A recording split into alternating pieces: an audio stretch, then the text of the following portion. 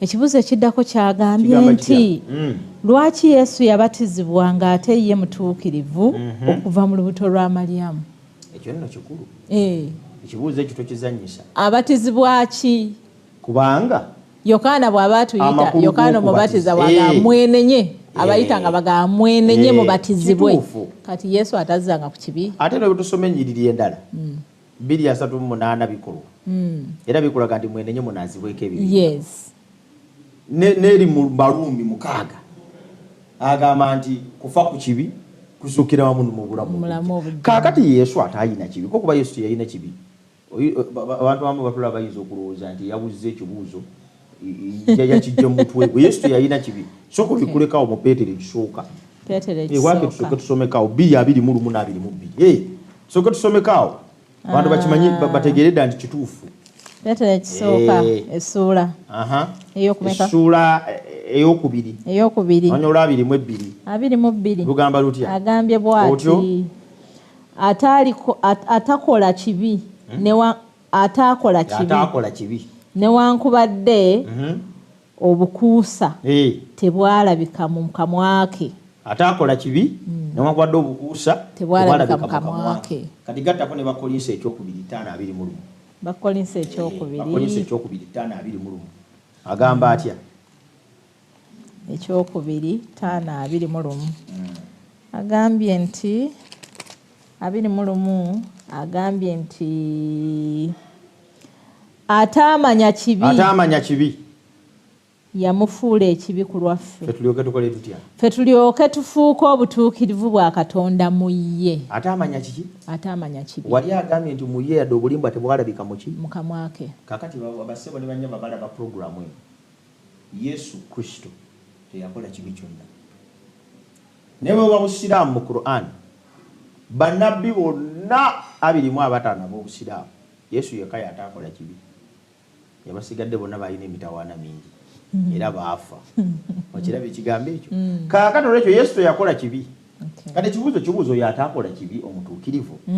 Kaakati ate lwaki abatizibwa? Anti era requirement y'okwenenya kubatizibwa. Kati ye yali abatizibwa kunaazibwako bibi ki?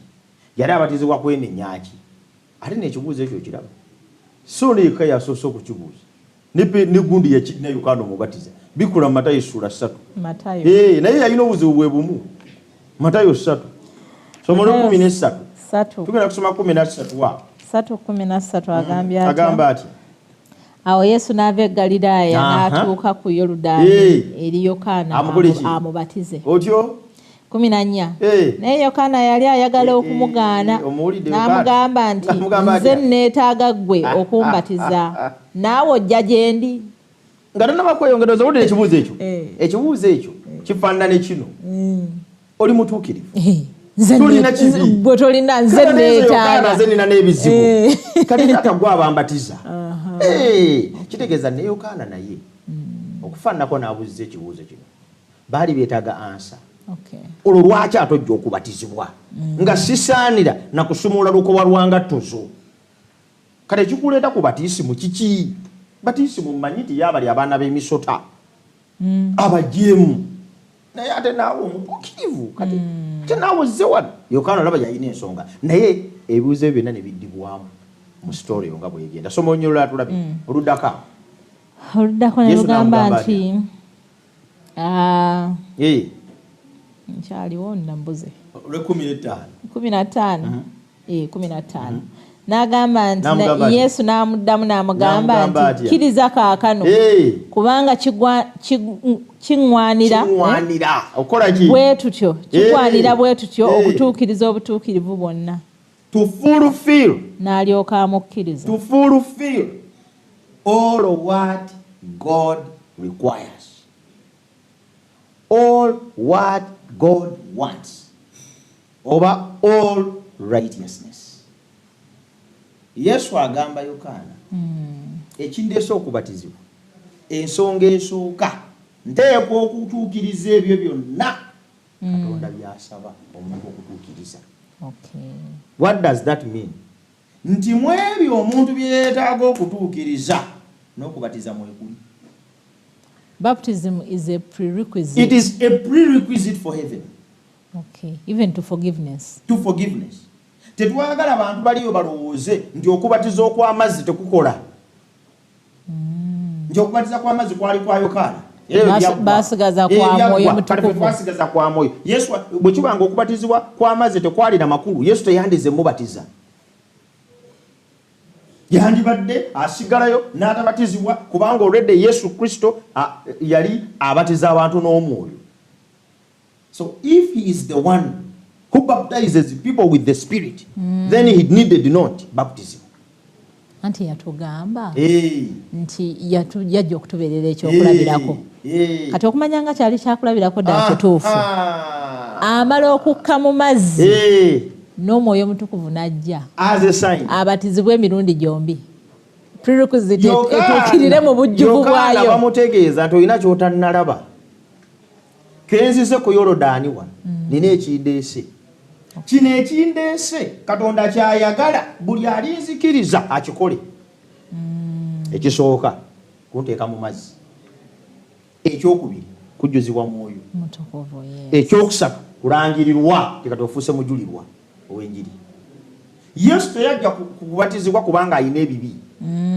Yesu teyajja kubatizibwa kubanga talina Mwoyo Mutukuvu. Naye Yesu yajja okubatizibwa okusobola okutubeerera ekyokulabirako ekijjudde nti kino Katonda akyetaaga. Si kulwa nga bajuliza Yesu yabatizibwa. That was the question. Singa Yesu yali teyabatizibwa tewandi badde yabatiza.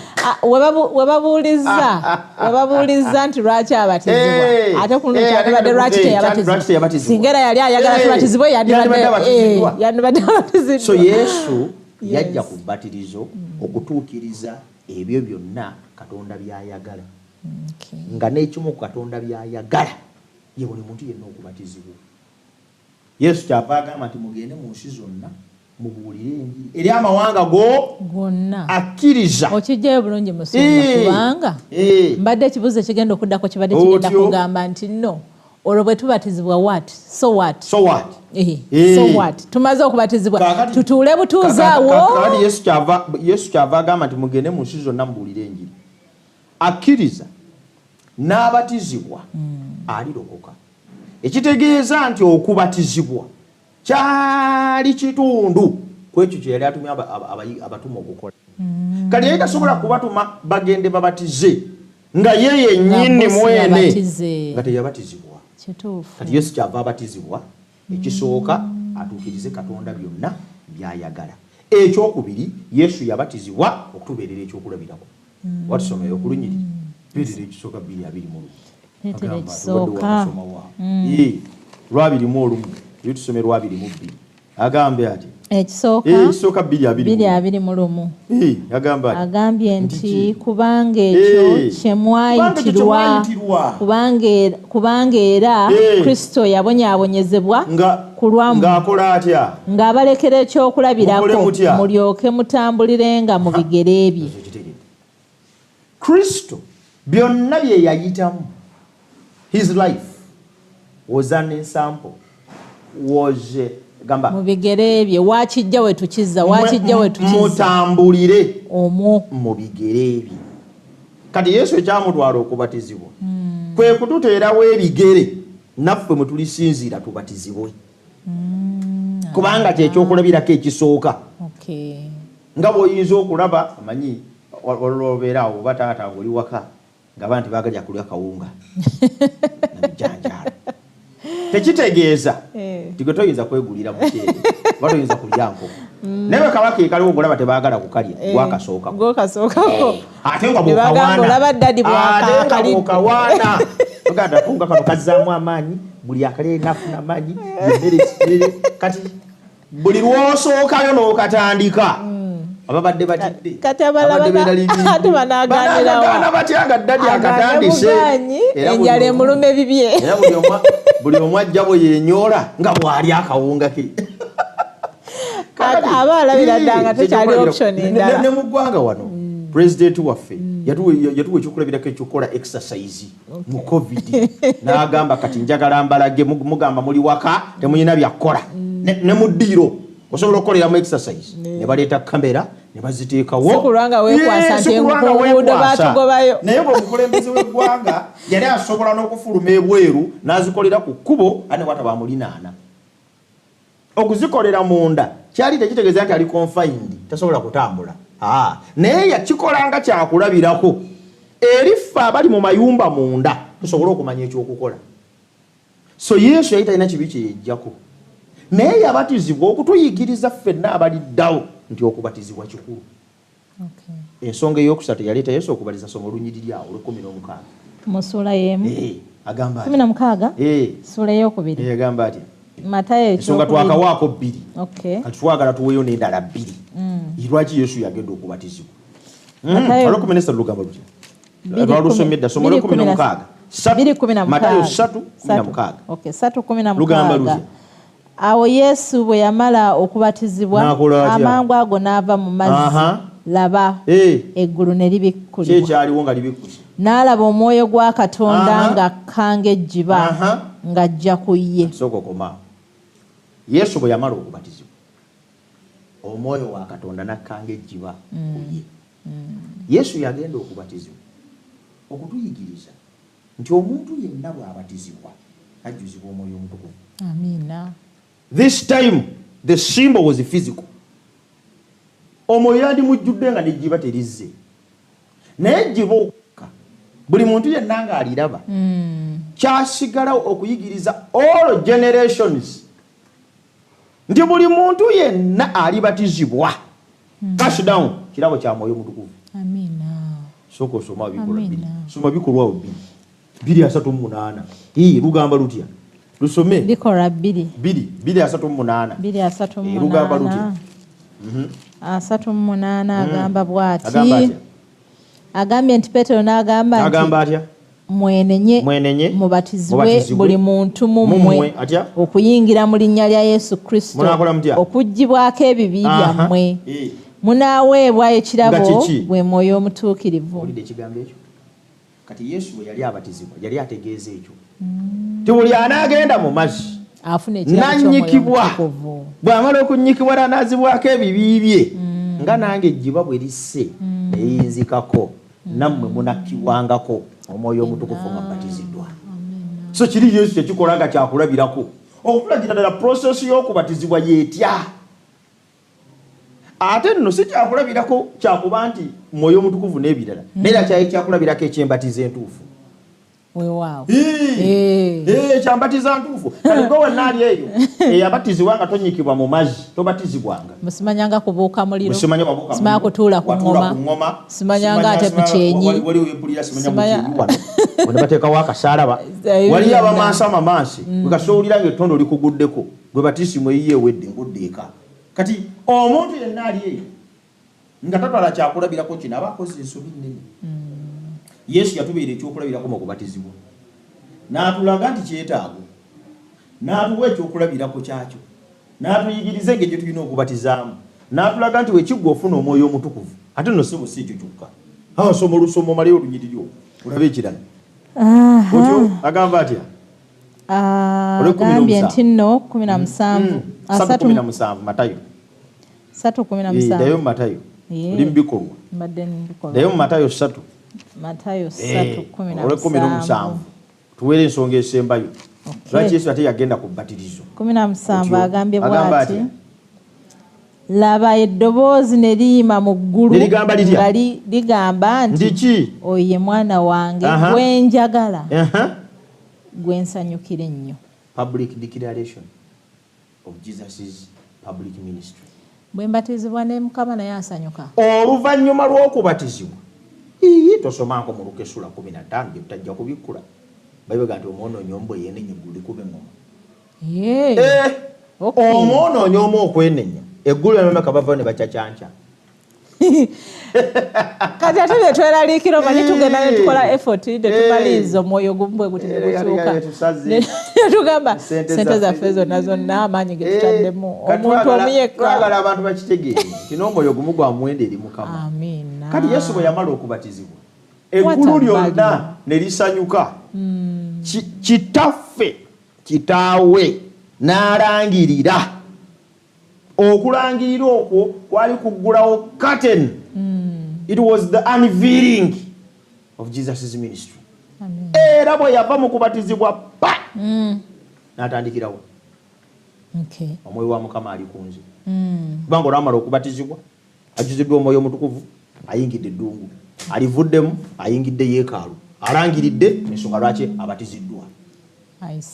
Kati Yesu bwe yamala okubatizibwa, Katonda n'alangirira obuweereza bwe obw'olwatu, era bw'atandikira awo bw'abatiziddwa, kye tuyita anointing. Omanye Jesus Christ oba Yesu Kristo kitegeeza omulokozi w'ensi eyafukibwako amafuta. Yeus Christos. Kasowulira ekigambo kino nti Yeus. Yeus, Jesus, Yeshua, Joshua kitegeeza omununuzi oba omulokozi. Era erinnya lya Yesu, Jesus, erutusizaalyo mu Joshua era Olwebbulaniya. Joshua kitegeeza mununuzi. Joshua kitegeeza omuntu anunula. Kati Yesu yavumita Yeshua, anunula. Kati Christos oba Christ kitegeeza the anointed one. When was Jesus anointed? When he was being baptized. Kati okubatizibwa kwa Yesu kwamuwa anointment to go for public ministry. Kati naffe bwe tumala okubatizibwa Katonda atutuma mugende mbeera abajulirwa abange mu Yerusaalemu, Samaliya, mu nsi yonna. Ababatizibwa ne tutuula. Oyo kati ali bubi.